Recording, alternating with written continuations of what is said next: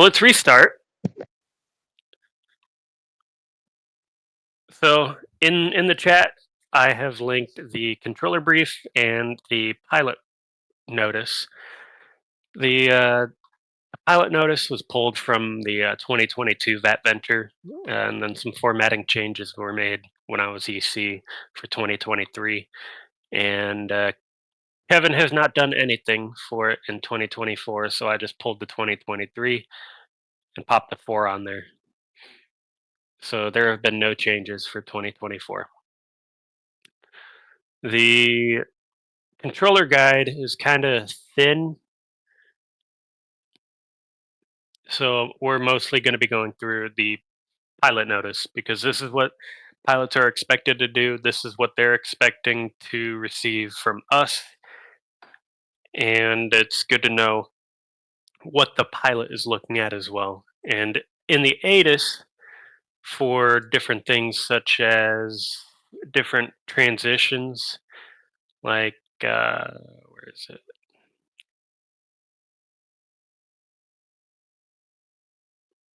It's got to be in here somewhere.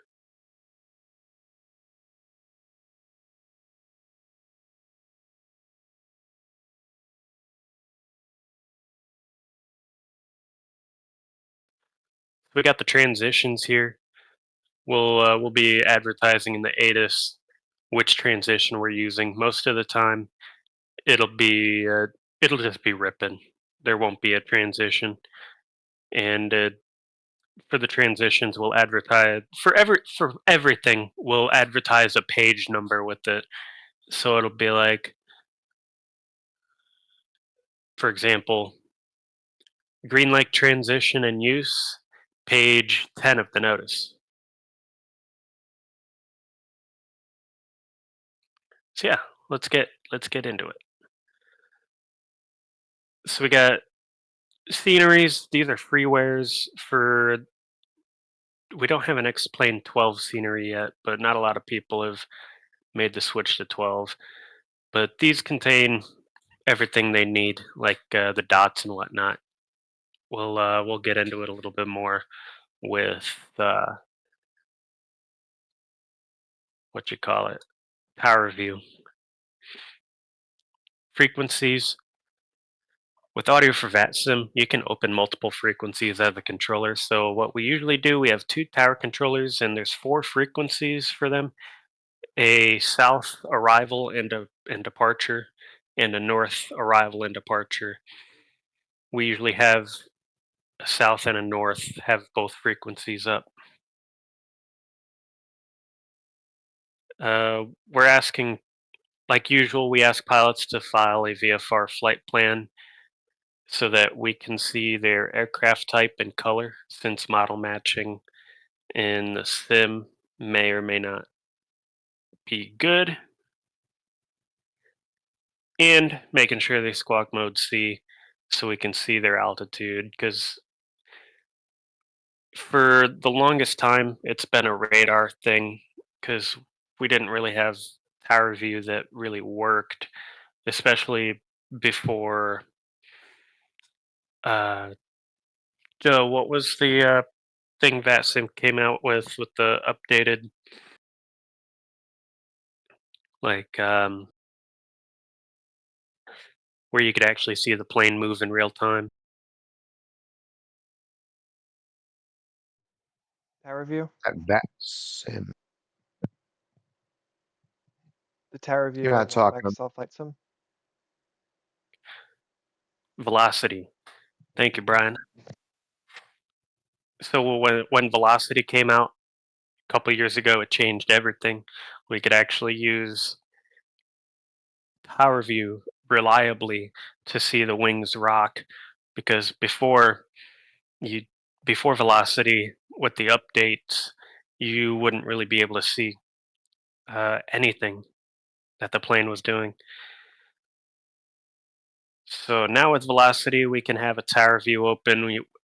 I plot myself in a field on X-Plane to work Fisk, but my model matching sucks, so that's why we asked for the VFR flight plan for the aircraft type and color, so I can grab a look at it. I write down like the next 7 planes and work them out. So the routing VFRs around major airspaces, especially. This is more of a real life thing than a sim thing because we won't really have these staffed. We try to have Madison and Milwaukee staffed, but these just kind of avoid the Class Charlies, restricted areas. And then for Chicago, due to Midway's 2-2 left arrivals, if they're using 2-2 left, they have the ATIS in here to check for it. But in this area, they're asking VFRs to be at or below 2,000 since Midway arrivals come right down the pipe at 3.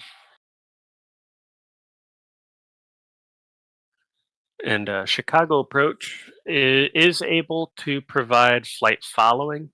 We will not provide Class Bravo services to VFR aircraft, however. Milwaukee will not provide any flight following service. Madison will not provide any flight following service.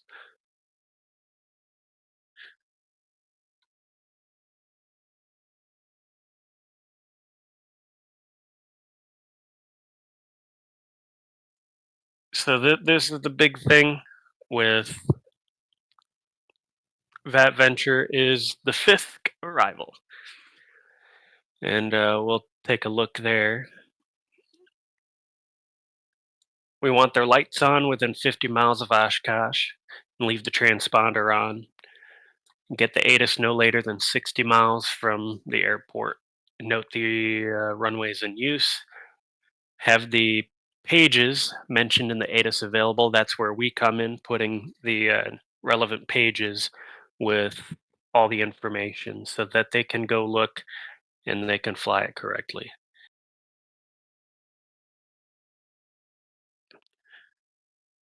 Aircraft will arrive at the transition starting point at 90 knots and 1,800 feet. If they're high performance, they can't do that. They'll use 135 knots and 2,300 feet. If anybody calls you and it's not a question, if they're checking in, laugh at them. This is the one time you're allowed to laugh at pilots on the frequency. I'm not kidding. Some other pilots will do it for you too. Somebody should have read the notice. It's hilarious. So the transitions, we have Endeavor Bridge. That's the furthest that we have. I don't even know how many miles that is.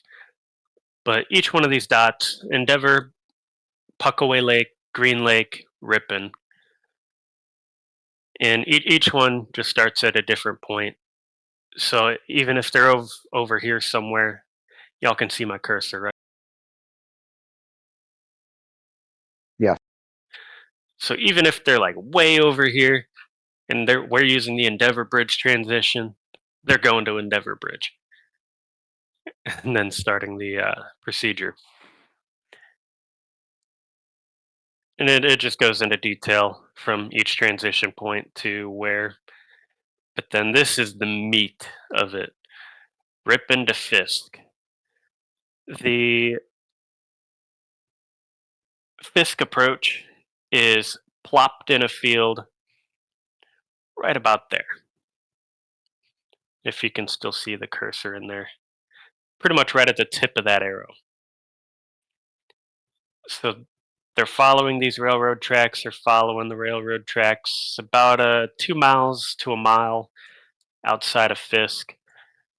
They'll get picked up by Fisk approach, and they'll tell them follow the railroad tracks or turn right, follow the east-west road, and they'll come in for here. We'll get into how they get to the different runways once they get past that in a minute.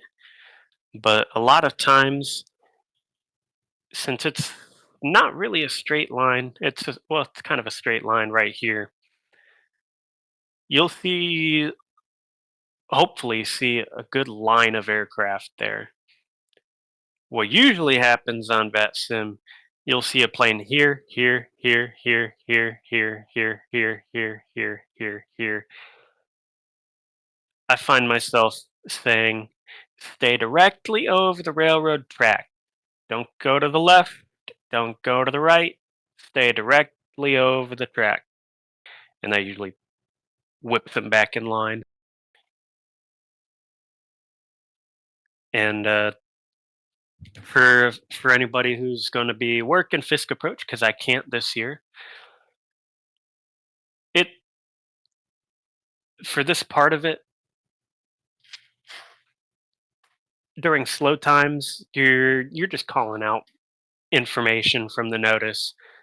No S turns, no side by sides, no over unders. Over under as in they climb up, go fast, descend back down, maintain half a mile in trail. If you get too close, turn left, go back to Ripon. You'll hear that a lot real world too. Turn left, go back to Ripon. Or you could tell them go back to Green Lake. Be a be mean.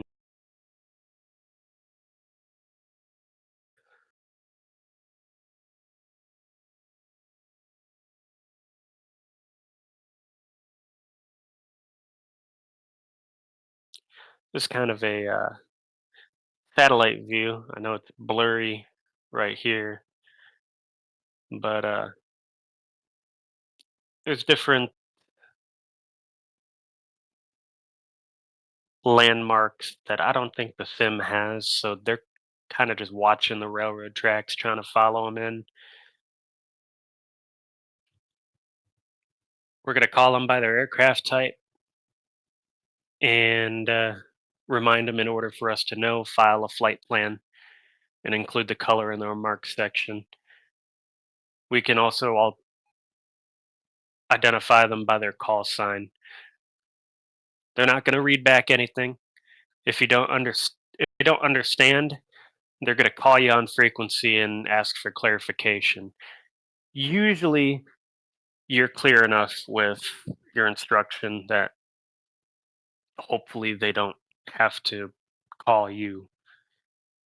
Because if you have 5 planes within 2 miles of Fisk and you have someone take up 2 minutes of your time, it's going to be a bad time. So Fisk approach is going to assign either 2-7 or 9, or they're going to assign 3-6 or 1-8. Once they get to tower, tower is going to issue them 1-8-3-6 left or right.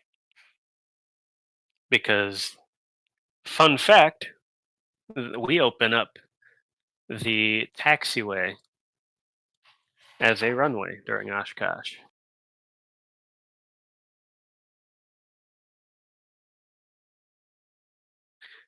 Taxiway Alpha becomes a runway for this event because of the sheer amount of airplanes.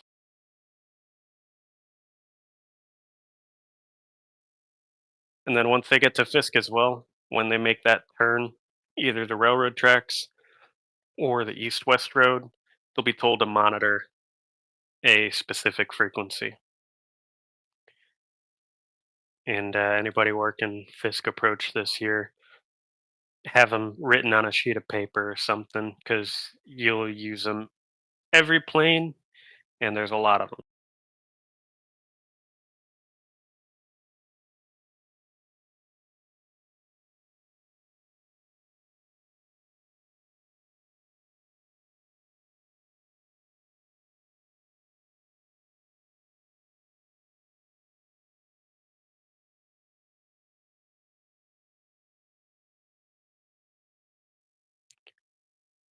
With the 4 frequencies, how they do it real world is the arrivals, they'll actually be in the tower looking out and calling out for the plane, telling them what to do, and clearing them to land. Departures, the controllers are standing on like some bleachers out on the airport, and they're clearing aircraft for takeoff. So if we have four tower controllers, this is just letting them know that you may see aircraft departing or crossing the runway, but not hear the communications.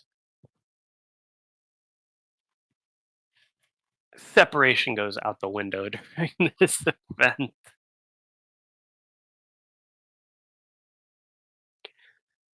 So we are going to have some of these. We always have a couple flights during our event. So as they approach, they'll advise Fisk approach, identifying as flight of number, like flight of 3 Cessna 172s, and they're responsible for their own separation between members of the flight. And although they want to remain together to the airport, it might not always be feasible. So if you got to break up a flight for separation, do it. You're the controller.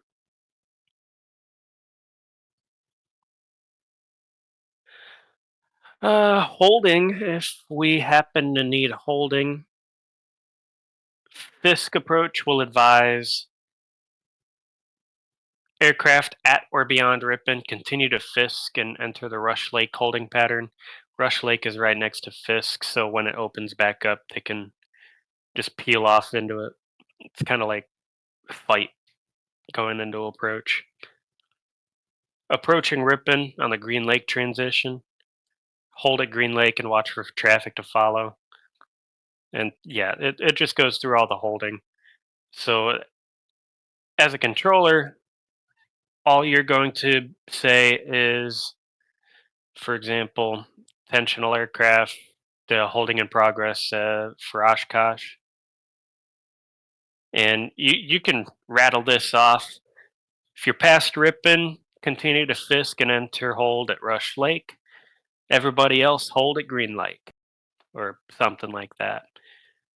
Remind them of the airspeed. Maintain 90 knots, 1,800. If unable, maintain 135 knots and 2,300. Like a lot of the stuff that you rattle off on Fisk approach is really just parroting the information in here. So have this up when you're working it. This is how they'll clear the holding pattern. So say you go potential aircraft holding for Oshkosh now terminated, something along those lines, so they know they can continue back in. And here's a diagram of that holding. The one for Rush Lake, Green Lake.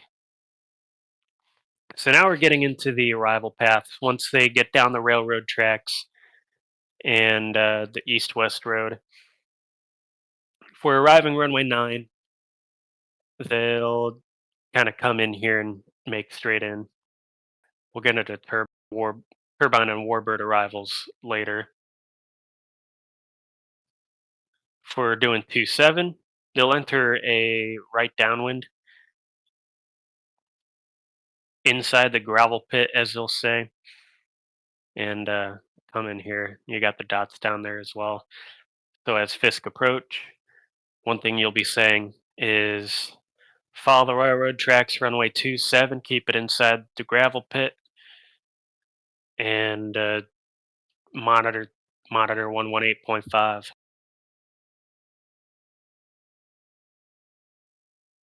For tower, your aircraft are going to turn base prior to reaching the shoreline. If you need them to extend, advise them to extend.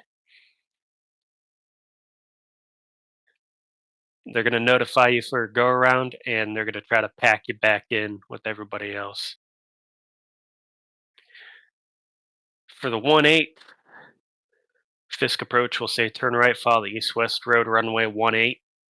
Once they get down here, Tower will call them out. Yellow Cessna, rock your wings. They rock their wings. Good, good. Enter left downwind, runway 18 left.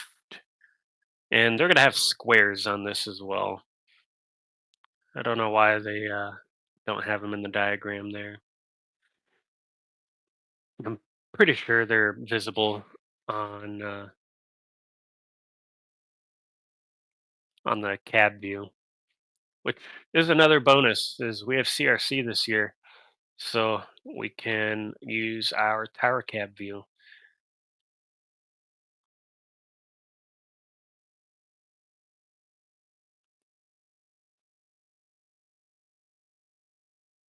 Also, as well for our tower controllers, if planes are coming down the pipe at 135 knots and 2,300 feet, they're not supposed to descend until you tell them to.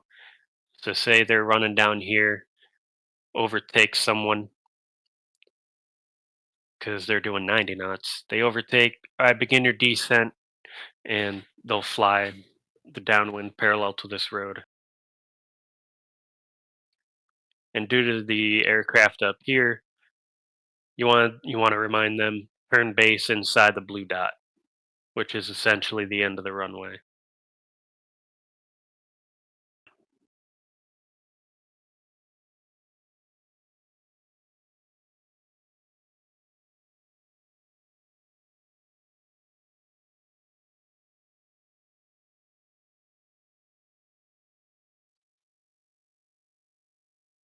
For 3, 6, turn right, follow the east-west road, runway 36. Once they get here, tower will assign them a runway. Runway 36 left, yellow dot, and yeah.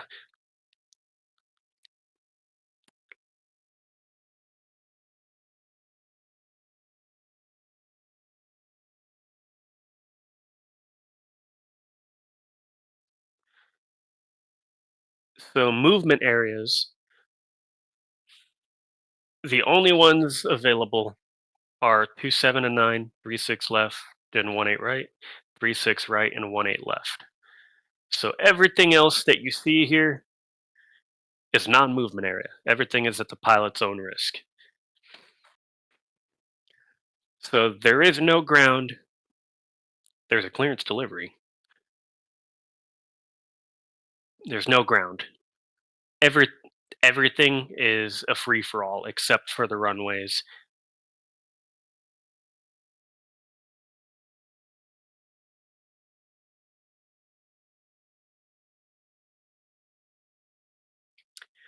If it's IFR, advise the aircraft. Oshkosh's IFR taxiing is prohibited except for aircraft with IFR clearance. Again, taxiing is at the pilot's own risk. For runway 27, they land, they turn right off the runway into the grass.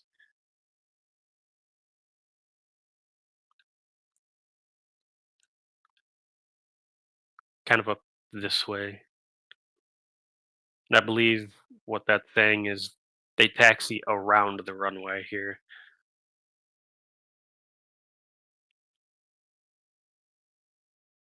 Like I said, I've been faking it a couple years. 36 left, they'll turn left into the grass. 36 right,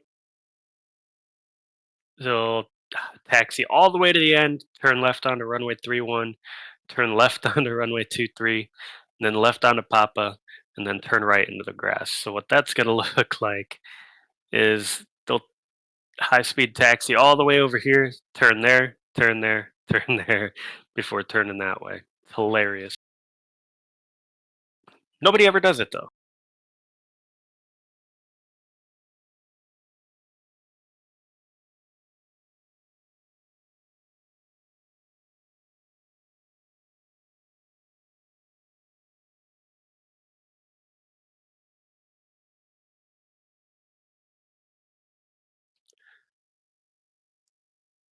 So as you read these through, you'll find the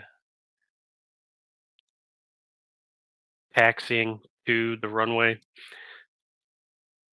Let me pull this open. So we'll taxi down this way to Papa 5. You want to be watching your departure points so that you can get planes out as they come quickly, efficiently, safely.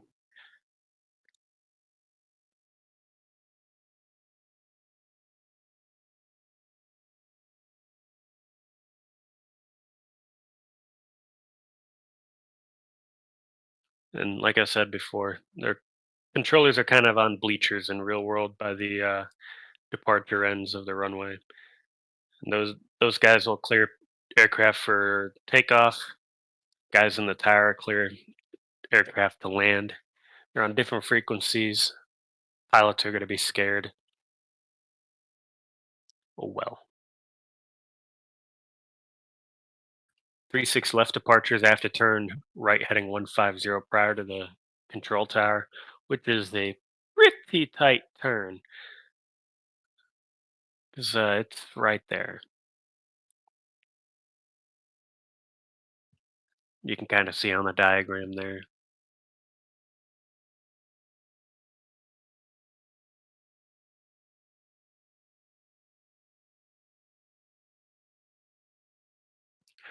There is a waiver for lineup and wait procedures. More than one aircraft may be instructed to line up and wait on the runway using both sides of the center line. So use that to your advantage. And yeah, this is kind of what it looks like as a whole.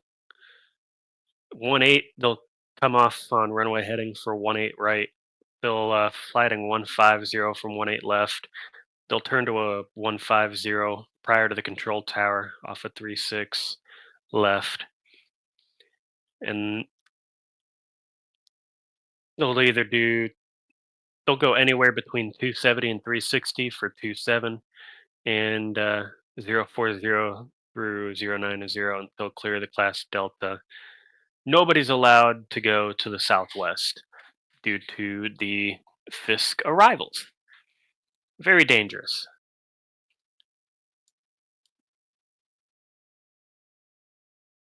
For IFR departures, we have certain departure routings for that we have published in the document on page 28.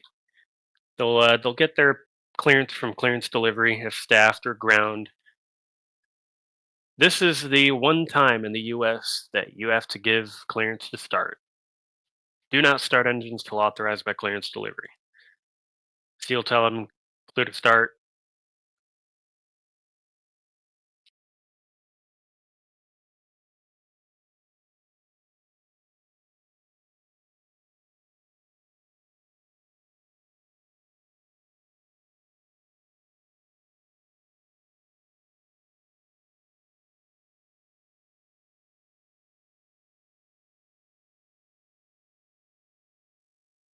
Turbine warbird arrival. We have a couple reservations already for a flight of a couple military jets.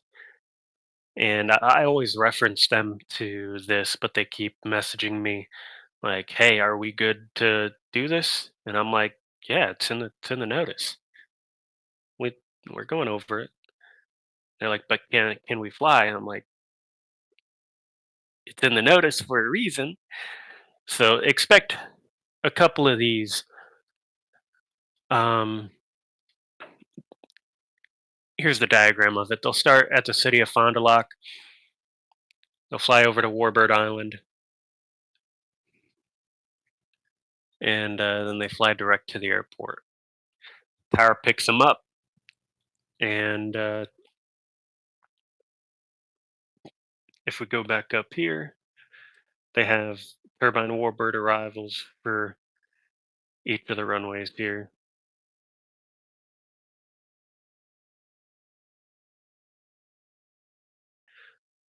So we're really not gonna let them use 1-8 because of how tight the turn is. So they're either gonna pick 9-2-7 or 3-6.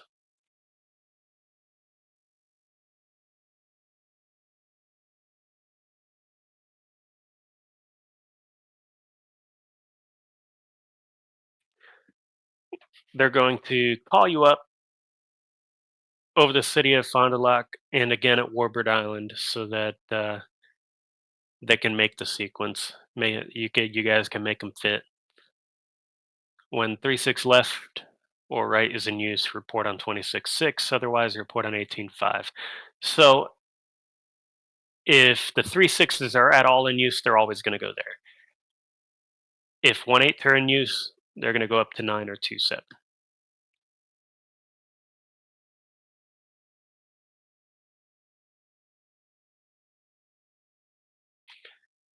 I think the pilots coming in are going to request an overhead approach. So everything's already in here. You can give it to them again. Pattern altitude 2,300. Report initial.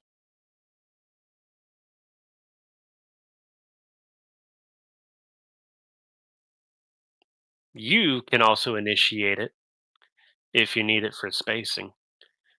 Just review that in the 0.65 before you work tower, just because we know that we're going to have at least one of these.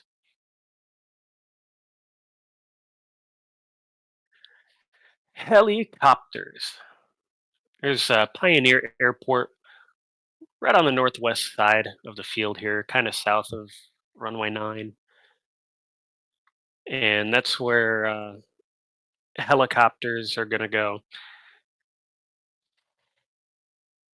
They'll enter the Delta airspace from the west, following and remaining more north of Wakow Avenue at 1300, staying south of runway 9 and monitor the tower frequency.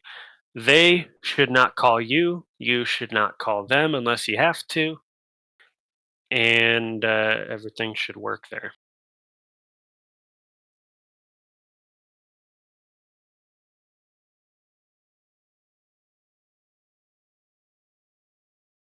And you can kind of see that here.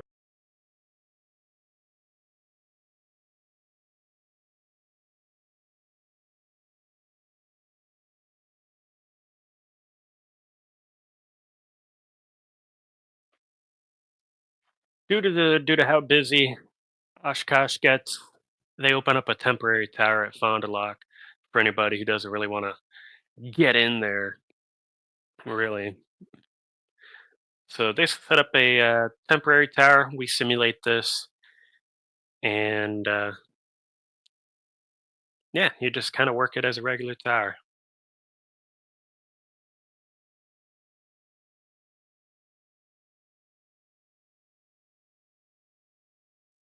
I don't think they have the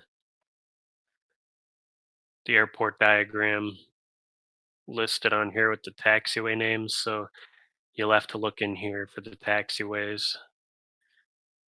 But actually, you don't even control the ground. It's non-movement area except for the runways.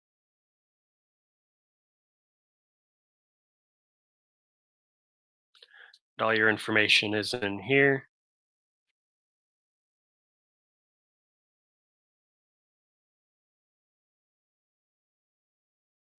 For Milwaukee approach, I believe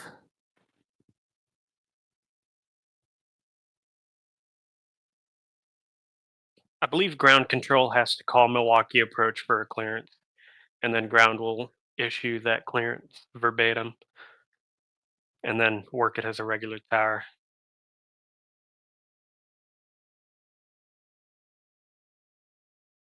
Appleton, we don't work this.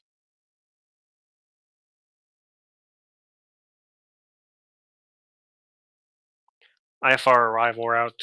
This isn't really yours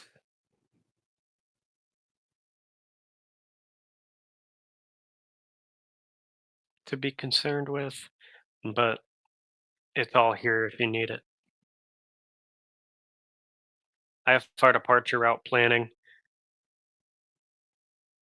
Got to avoid C90, so everybody kind of goes out away from it.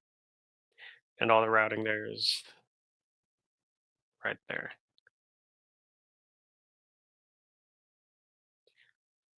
Milwaukee approach will not issue airborne IFR clearances within 100 miles of Oshkosh.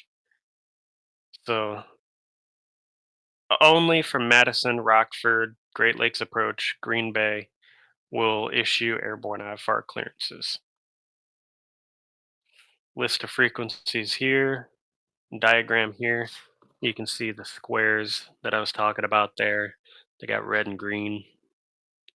And then an ultralight runway down here. Those are separate from everything.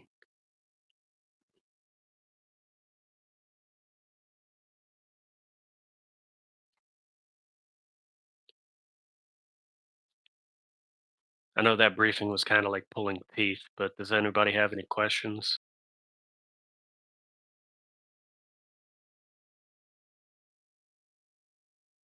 So just if you could do sort of a walkthrough, like we've got the Fisk approach position, and you got Yeah, aircraft that come in from that yeah, direction. I'm getting there. Okay. I'm getting there. Kevin?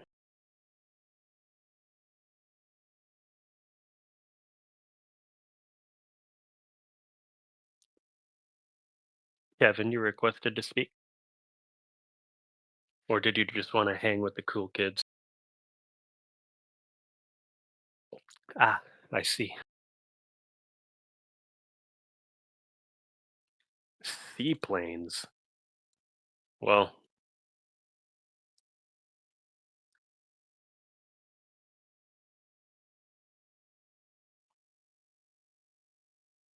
like seaplanes on the pavement or on Lake Winnebago?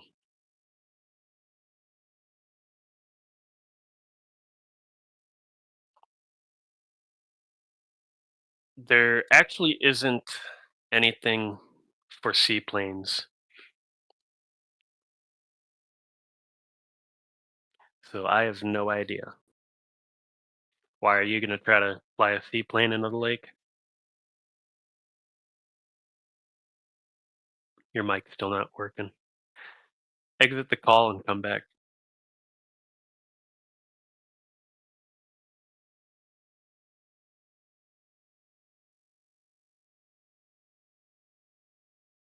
Nah, still ain't working.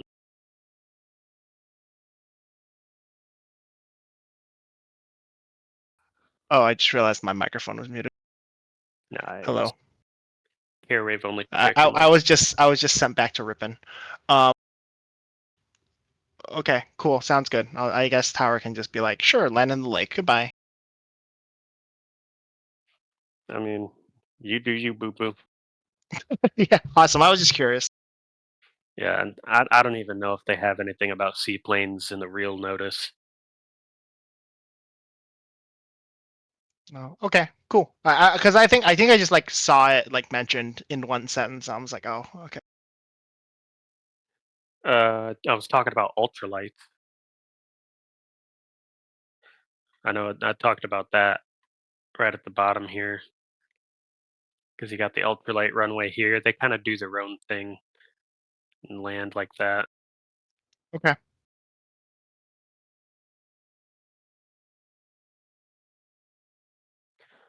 So we're going to get into the controller briefing. And this will kind of explain kind of how we make do with the limitations of VatSim. So wing rocking with the advent of velocity, wing rocks will be used as normal by Fisk approach to identify aircraft. ident has been used in the past due to low refresh rates on the network, and it's available as a backup if necessary. But if you're able, plop yourself in the field next to the railroad tracks in Fisk and watch them rock their wings and have your radar off to the side just so you can pull up the flight plans, see their aircraft type and color, write it down so that you know the sequence of who's coming, and you're able to call out red and white Cessna mile south of Fisk, rock your wings. You see a rock in your simulator because you're watching, and you go about your business. That's how I've done it for the past 2 years. Pilots should be squawking mode C if an aircraft does not advise them to do so. Also, what having the radar up is able to do, well, let me pull up mine. I might have it. Well, I don't have it set up in. Oh, yeah, it was map. Everything's updating. Hold on. While I'm opening this, fun fact the controllers in the area for the mid changed the maps above the sector.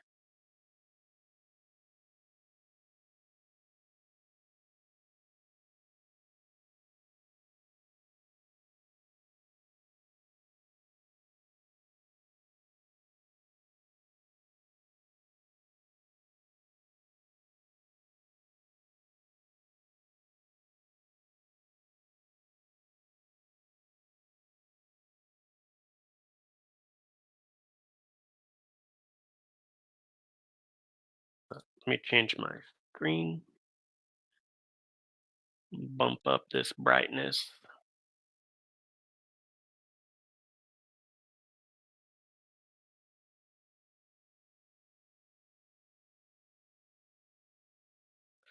So kind of what I like to do is I run EAA, one of the Milwaukee things, and VFR map so that I can see the different lakes. I can see these boxes here actually designate Ripon and Fisk. So I will be watching out here for any. Unfortunately, I don't have the railroad tracks here, but it's kind of a straight line between Ripon and Fisk, fortunately. We could add those easily, actually, with QGIS.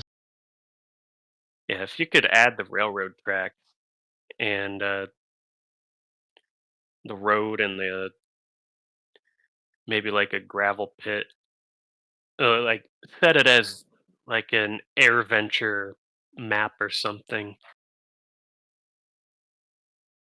so Downside that is I won't be home in time to do it. But oh, it's fine. Well, okay, maybe for we next can year. yeah, for next year definitely. So this works especially well if you have two screens. I just got a second screen. It worked fine for me on a single screen. So like I would I just shrank my V stars down enough to where I could pop it in the corner there, kind of see who is coming, and then I would mostly focus on my simulator for the tower view. Where Once exactly again, would you? How do you get yourself in a spot like with the tower view? Do you just you spawn in and just drone over to somewhere, or where exactly? Like, how are you doing that? Where do you put yourself? I would so X-Plane has an ultralight in its default models. Okay, I would fly an ultralight from Oshkosh down to Fisk and land in the grass fair enough. and just drone out of the plane next to the tracks. Because being having your plane down here, I believe, helps velocity update quicker because if like your plane is over here in Fond du Lac and you droned over to Fisk, they'd be super slow updates to save bandwidth.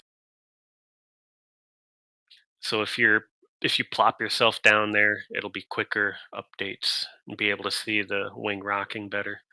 You know, you could use the 777 too and set it down in the field and then just tell the pilots, hey, if you can't see the railroad tracks, just Look fly for the over the 777. 777. There's a really funny story there. You can fly whatever you want because you can disconnect your vPilot and then log in as any type of plane you need.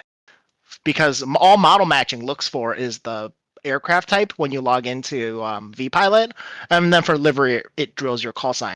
So if you log out, if you're like in Microsoft Flight Sim, you can log out and reconnect on the network as like an A380 or something, and other people's model matching will spawn an A380 in the field. Nice. You wouldn't even have to fly it over. You could just slew it over. Exactly. You can have like you can slew like a Cessna if you want, and then to other people you'll look like a Korean Airlines A380. Turn right at the A380, follow the east-west road. Yeah. I really wonder what else is in the model matching. We can play with it, but maybe yeah, maybe I think you can technically cheat and be whatever you want. Let's get back on topic. So you got Puckaway Lake down here. They'll start at the southwest corner. Green Lake, they'll start at the southwest corner. Fisk, they'll start at Fisk. And then way out here is the Endeavor Bridge. I believe it's that X. I could be wrong. I don't know. But, wait, no, that's a fifth. Doesn't matter. So, I kind of watch this when they get that pop up like a mile long line right there. So when they hit that line, I call the next plane Yellow Cessna, mile south of Fisk. Rock your wings. Works every time.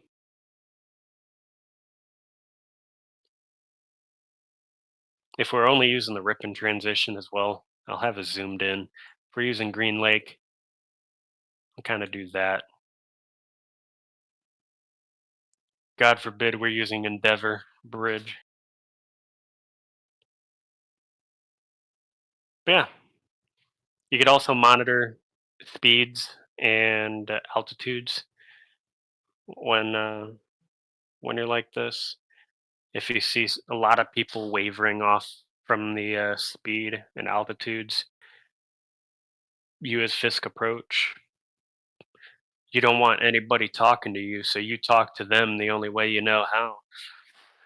Anybody just joining us, welcome to Oshkosh. We're using Ripon. No transition today. Everybody go directly to Ripon. Follow the railroad tracks. Half a mile in trail, no side-by-sides, no S-turns, no over-unders.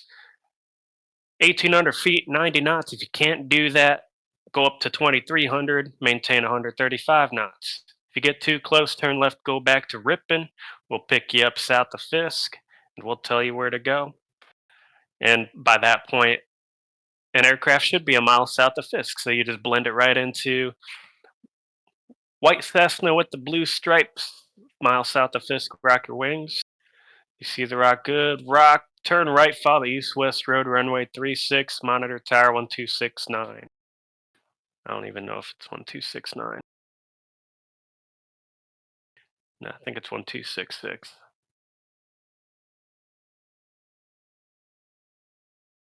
Yeah, 266. I got a quick question if that's okay. Yeah, go ahead.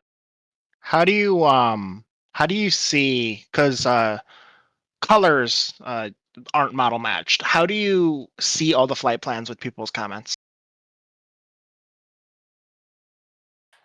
I have a button mapped on my Stars keyboard that is .fp, and then you click on it. Oh, of course, yes, you just used the flight plan.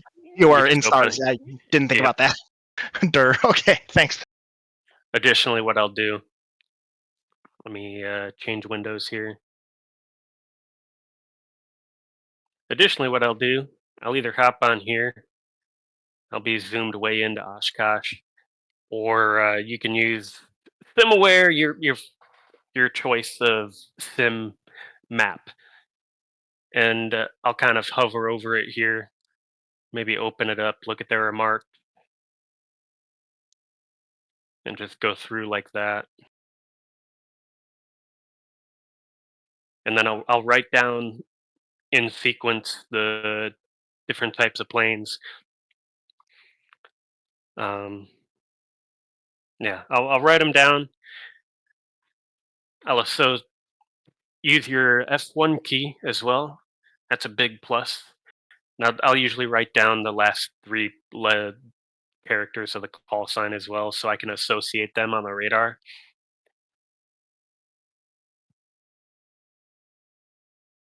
Yes, it is being recorded. Sorry for getting to your question so late.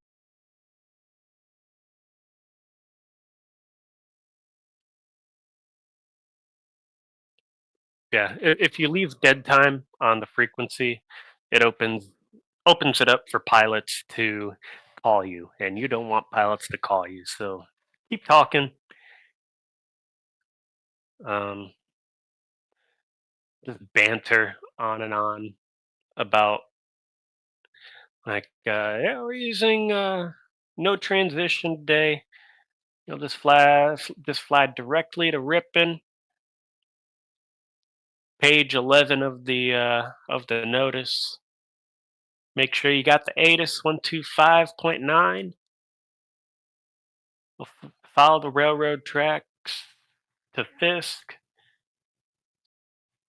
and then yeah, just keep rambling on and on and on about things in here. You'll get it down eventually. It's all about talking. Just keep talking. Aircraft identification. Type and color is the primary. Red and white bonanza, half mile from Fisk. Rock your wings. Configuration: high wing over Fisk, rock your wings. Tail dragger, mile south of Fisk, rock your wings. Any identifying quality of the aircraft, really. The twin low wing, mile south of Fisk. Color may be included as well. Call sign will be used primarily by tower controllers for departing aircraft, but you can use it on Fisk approach if necessary. But in real world, these guys have a radio, binoculars, and a lawn chair. It's actually not a lawn chair; it's a trailer with a canopy, and they're sitting at a beer pong table.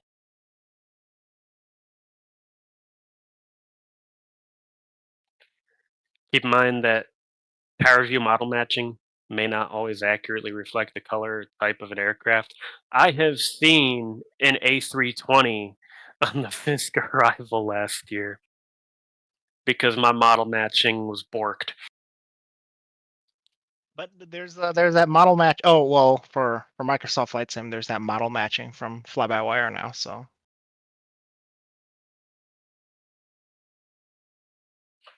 IFR aircraft inbound to Oshkosh or surrounding fields must be assigned the routes at the bottom of the document. And again, both these documents are in the chat for you to reference. Milwaukee and Fisk approach will be staffed. We actually almost changed this to like Milwaukee MKE V approach, but I objected to it because people would see that as, oh, this guy works in Milwaukee, where's Oshkosh approach? So I'm like, let's just keep it. Also, it puts that blue bubble. Like, I know when I was using this, it puts a blue bubble for approach. And it would put it on that airport instead. Milwaukee Tracon. No flight following north of runway 7 right, 25 left, extended center line, or within 70 miles of Oshkosh. Milwaukee Tracon will not provide airborne IFR clearances within 100 miles of Oshkosh, except in the event of an emergency. IFRs will only be accommodated to runway 9 or 27 only. 1836 is exclusively the VFRs. Aircraft shall not be allowed into the Fisk arrival airspace below 3,000. That's because you might have someone at 2,300. And 700 feet, although it's legal VFR separation, there's so many down there, don't do it. IFR inbounds must be transferred to Oshkosh Tower, 10 miles from the airport. If unable, late handoffs must be APRAC'd. So we got the breakdown of the 4 towers here. Usually we have these 2 combined and these 2 combined. So like you see here, but you'll be working both frequencies. You'll just prime up on the one with the P. If you only have one, you'll have the 2 secondary frequencies for some reason. I don't know, but Oshkosh ground must not control VFR aircraft. All areas besides the runways in use will be uncontrolled. Ground provides IFR clearance and taxi instructions to IFR aircraft, and all aircraft when Oshkosh is IFR.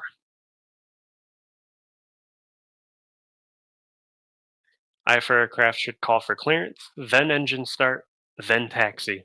Again, this is the only time in America that you need clearance to start your engine.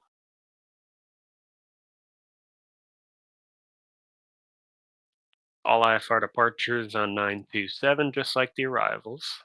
VFR departures shall follow the notice procedures. Waiver has been issued reducing the arrival and departure minima for Category 1 and 2 aircraft, allowing 3,000 feet separation for Category 2 aircraft following Cat 1 or 2. You can line up and wait on the same runway using both sides of the center line. All fixed-wing aircraft shall utilize either the Fisk arrival or the Warbird turbine arrival. Be familiar with both. The Warbird, they're going to call you over Fond du Lac. They're going to call you over Warbird Island. If you're using 3.6 at all, they're taking 3.6. If 1.8s are in use, they're going to go to 9 or 2.7. Just be familiar with those. Identify your aircraft on the Fisk arrival by having them rock their wings on either a downwind or a base to your runway. Utilize the dots on the runway to get them down as expeditiously as possible. Remember your same runway separation minima for landing aircraft. Multiple aircraft can be on the runway at the same time as long as you judge that separation will be maintained. So that could be, let's find it.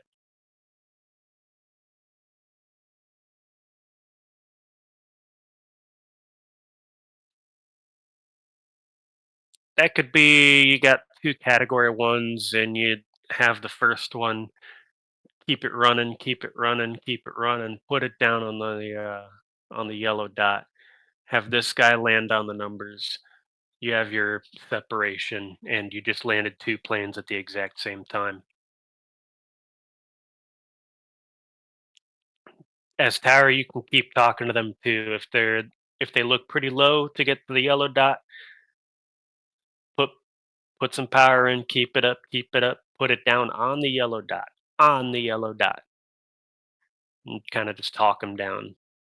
And then once they land, beautiful job. Turn left into the grass. Enjoy the show.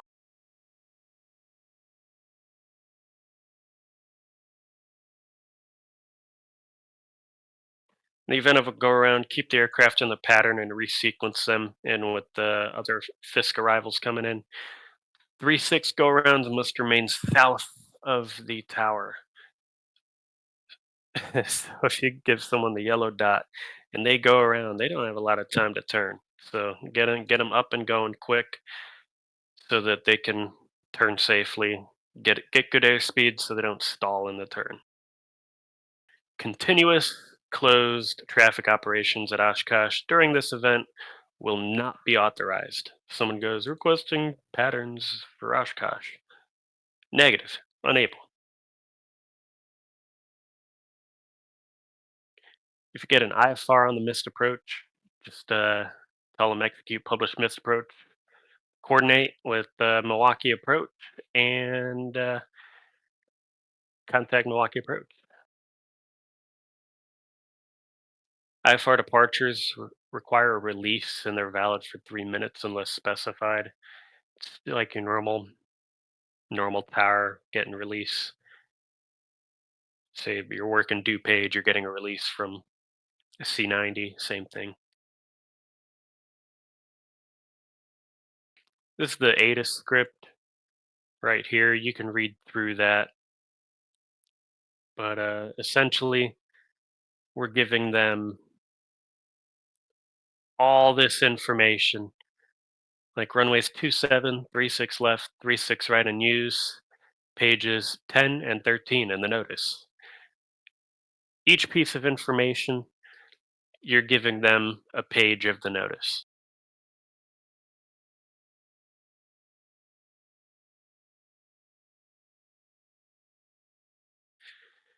Fonder lock. Let me see if we do not.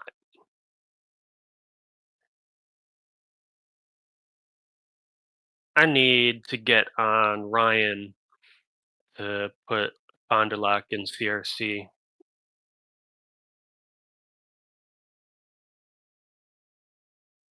Anyways, the same routes as in the pilot notice. Does anybody have any questions about that?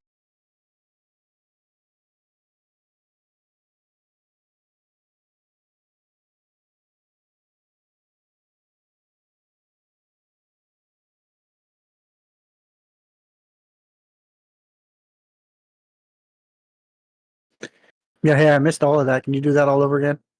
Oh, absolutely. No, we're good. Yeah, funny story that I know some of you weren't here yet when we first started, but I had started, and for the first 5 minutes, my microphone wasn't working, and nobody told me for that 5 minutes, so I had to restart the whole thing. Well, it looked like you were just going through the documents and like going over it before you started speaking. And I was like, it'd take 5 minutes to go Yeah, over these documents. Hey, you're lucky. It could have been 20. sure. Give me just a second here.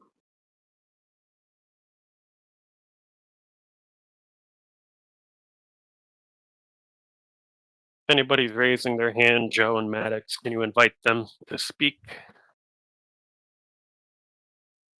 I can't really see because I'm trying to record my screen as well, but would it be safe to assume that regardless of what transition they're flying, they basically make their own way to Ripon, and we Correct. don't really talk to them until they're somewhere southwest of Fisk. So basically, Yeah, they're on so their own, reading the guide to get half a mile in trail, single file, and then at some point we'll pick them up, kind of like you said, Cessna, blue and white Cessna 1 mile south of Fisk, rock your wings. We start right there, basically, right? pretty much, and you can see the line beyond that. So Yeah. you'll kind of be able to tell if they're over the railroad tracks or not, if they're side by side, staggered, and like I said before, keep talking. If you're just joining us, welcome to Oshkosh 2024. We're starting everything at Ripon, so go direct Ripon and join the procedure. Fly directly over the railroad tracks, not to the left, not to the right. Right over the railroad tracks. No side by sides, no S turns. Keep it a mile. Keep it a half mile in trail. No over unders. Keep it 90 knots, 1,800 feet. If you can't do that, go up to 2300 and do 135 knots.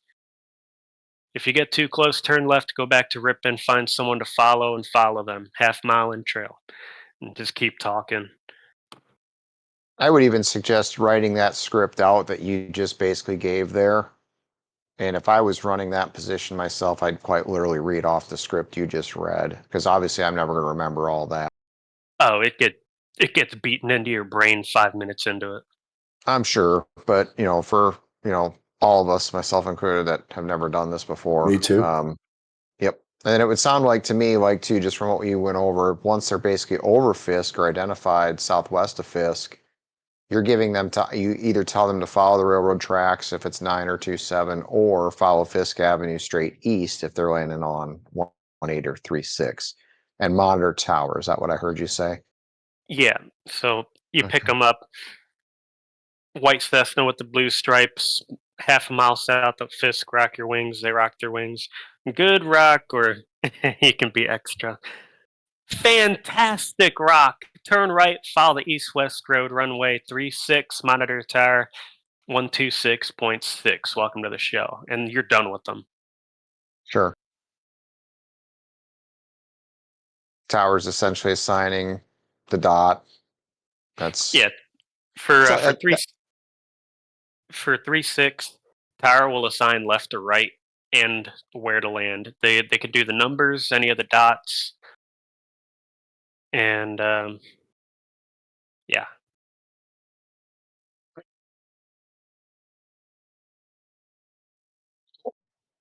Brian asked if we have aircraft like A380s, 74s, etc., and they state they require 3.6. Will we still try to accommodate them? In the past, there's been a multiple, and we gave them 3.6 with coordination.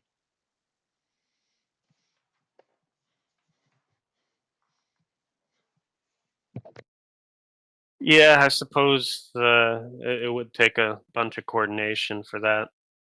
And usually, I think real world too, usually they try to get those guys in before they crack open the departure procedure. But if they fly in during, if you got a big rush of VFR traffic, hold them. You find a break, approach calls up tower. Hey, I'm gonna bring an A380 in on 3.6, or APREC this A380 runway 3.6 or whatever. Because really, it's not safe because you have the controllers on the podiums next to the runway. You just have people next to the taxiway and the runway that could be injured from, say, jet blast. But it's Fat Sim. Ain't no people out there. So, yeah. Delay them if you have to, but you can get them in. Am I reading this correctly too? The VFR departures, the tower controller doesn't necessarily assign a heading. The pilot's just expected to fly that heading range depending on the direction that they're going. Correct. So in that case, they just would clear them you? for takeoff. Okay. Wouldn't necessarily say which direction. They would just basically be expected to follow the diagram and fly the headings on the diagram. And not only that, but it doesn't matter which direction their destination is, based off the departure runway, they have to go that way, all the way out of the delta before they start doing something else. Outside the okay. Correct. Get outside the delta, then they can do what they want. I did have a few questions if you gentlemen don't mind. Yeah, go for it.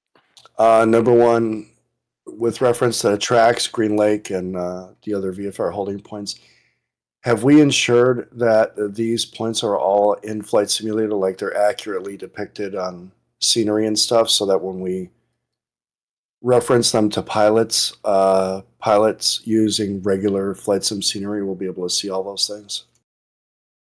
I believe that all the lake are simulated, like even as far back as Flight Simulator X. Okay, It's just want to just make sure like the railroad tracks and all that stuff, because that's just kind of a concern. yeah, it's been a concern every year that we've done this because I know my X-plane scenery is absolute trash. Like I can barely find the railroad tracks, even when I'm just trying to set myself down in the field set next to Fisk. But Okay. I I remember a couple streams from Rob Shearman and Stephen Welsh and whatnot. I've seen them fly it, and the scenery looked pretty good in FS 2020. Okay. And we're using the regular control clients to work the event, right? Yeah, so we have in CRC. If you turn on EAA and VFR map, pulls up all this information. I like to do a splat T southwest of Fisk, so I can see like so I can judge about a mile. Call them up miles south of Fisk. If these two boxes indicate Ripon and Fisk, and then you got the lakes along there. We don't have the railroad tracks or anything depicted on there. The kind of everything in here is kind of just what you call it, situational awareness. And then I have my simulator open with power view plopped in the field here at Fisk. So where is the railroad on, like, approximately on the stars display? There is no railroad track on the stars display, Well, that's I'm but saying that, but essentially it's a straight line here. okay. It's not a perfect straight line. There is like two bends, if you can see it there. Kind of goes straight, bends a little bit, and then goes straight. I wish I was home because I could draw it in QGIS in 5 minutes. Maybe next year. Unfortunately, I won't even be home for the event. But if there's anything else that you wanted on that map, it would be super easy to do, because with QGIS you got satellite imagery, and you just put that map over top the satellite and you just start drawing.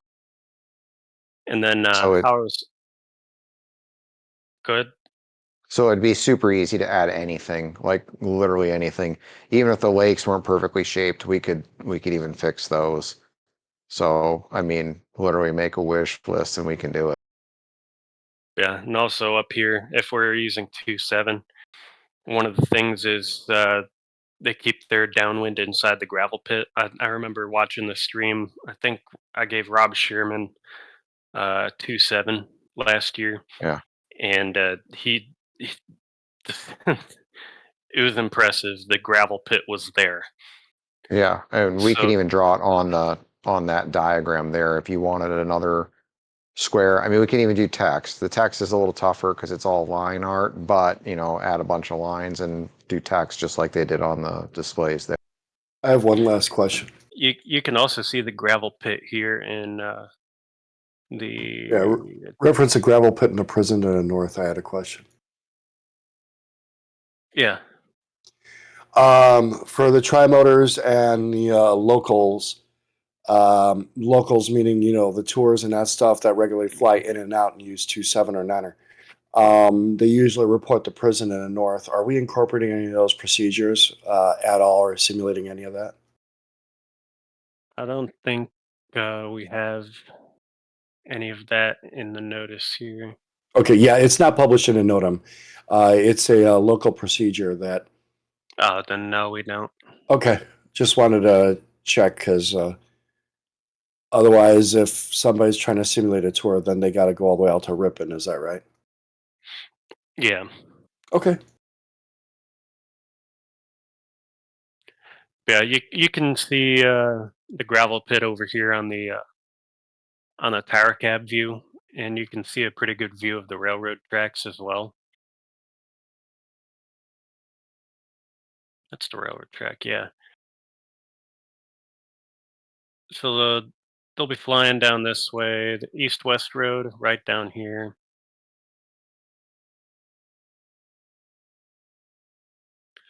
When we're doing 2-7, they want to keep their downwind inside that gravel pit, and as Fisk, you can tell them that too when you give them follow the railroad tracks, keep your right downwind inside the gravel pit, monitor tower, whatever frequency, 118.5. I'd have these written down on a sheet of paper so you can just glance at it real quick. By the end of the event, you'll have it beaten into your brain.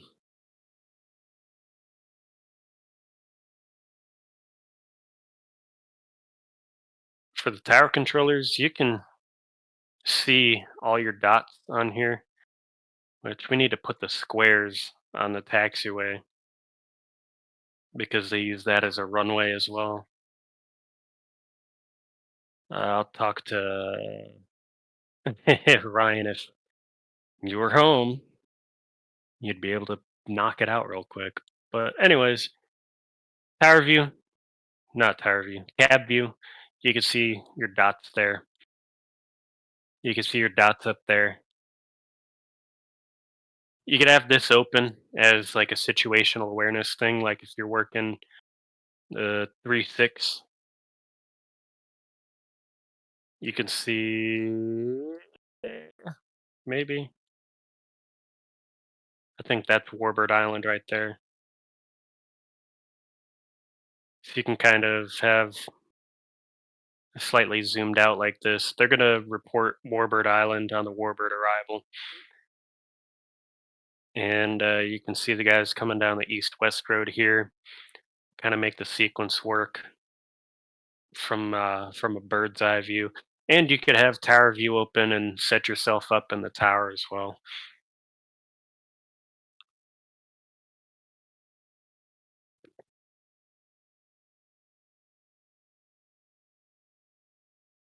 And then 927,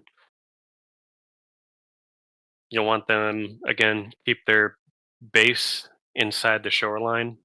They're they're going to do that if they read the notice correctly, unless you tell them to extend out. And sometimes if we're using 2-7, you'll have an IFR here that you have to push them out a little bit further. Which pilot notice do you have? Is it the same as the one that you would download off like the EAA site? The only reason I'm asking is if we were to reference a page and they've got a different notice, like let's just say I went online onto the EAA site and I downloaded their AirVenture, like the real world Oshkosh notice. The pages may not that that's a huge problem, but No, we have our own notice for VATSIM purposes only yeah, because okay. yeah, Is that we're not is that we uploaded somewhere yet or no? no. But this is essentially last year's notice, just up numbered to 2024.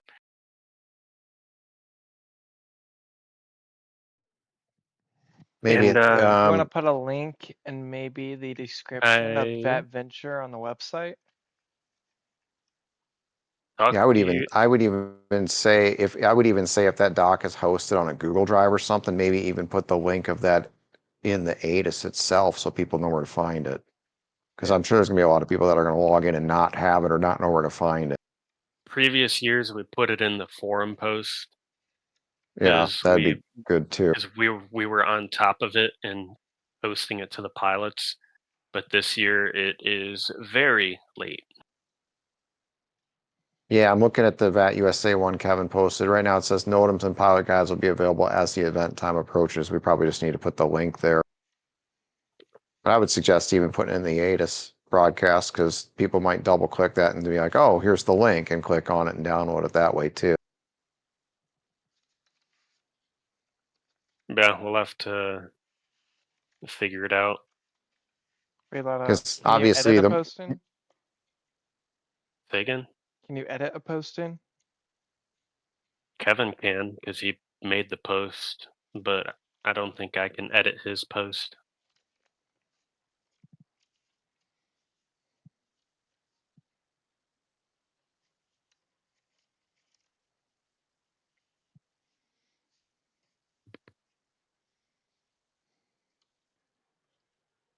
Ugh.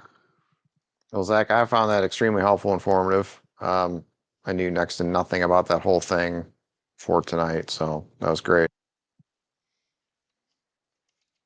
And I know Dunbar did it in 2021. I did it 2022. Sport and I tag team 2023. And now I'm going to be gone for 2024 because I got to work. You can take leave. No. I need to save the leave for the live event and my wedding.